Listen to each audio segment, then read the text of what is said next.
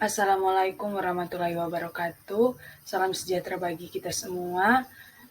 Perkenalkan, saya Preisi Mandagi, kelas 1 MB3. Pada saat ini membuat tugas UAS MK Pancasila dengan pembahasan Pancasila menjadi sistem etika.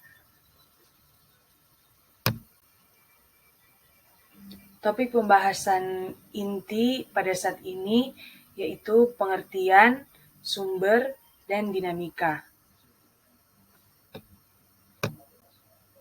Kita masuk kepada topik yang pertama, yaitu pengertian sistem etika. Pengertian dari sistem. Sistem merupakan satu kesatuan yang utuh yang tak dapat dipisahkan, di mana bagian-bagiannya membentuk dan berhubungan untuk mencapai suatu tujuan tertentu. Etika berarti ilmu tentang kebaikan dan keburukan, seperti kebiasaan dalam masyarakat, tata cara berperilaku, dan sebagainya. Nah, berarti sistem etika adalah norma-norma yang mengatur perilaku kehidupan di masyarakat.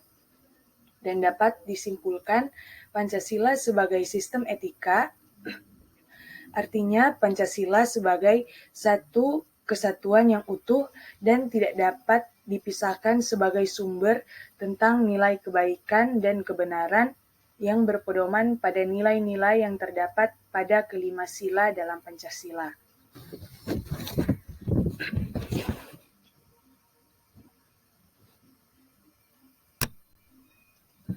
Topik yang kedua yaitu 3 sumber utama. Yang pertama ada sumber historis. Sumber historis sendiri, historis bisa diartikan sebagai sejarah. Jadi, Pancasila pada zaman Orde Lama itu belum berbentuk sebagai Pancasila sebagai sistem etika, tapi hanya berbentuk nilai moral saja. Sementara di Orde Baru, Pancasila itu sudah berbentuk Pancasila sebagai sistem etika dan sudah disosialisasikan melalui penataran P4, yaitu pedoman, penghayatan, dan pengamalan Pancasila. Dan pada era reformasi, Pancasila justru tenggelam karena hiruk pikuk semangat kebebasan berdemokrasi pada zaman itu. Yang kedua ialah sumber sosiologis.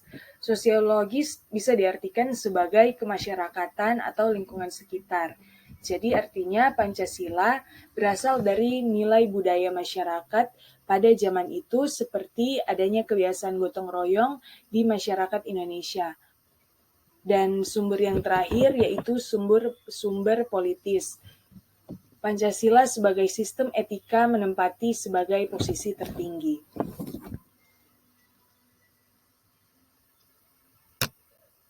Dan kita masuk pada topik yang terakhir yaitu dinamika dan tantangan.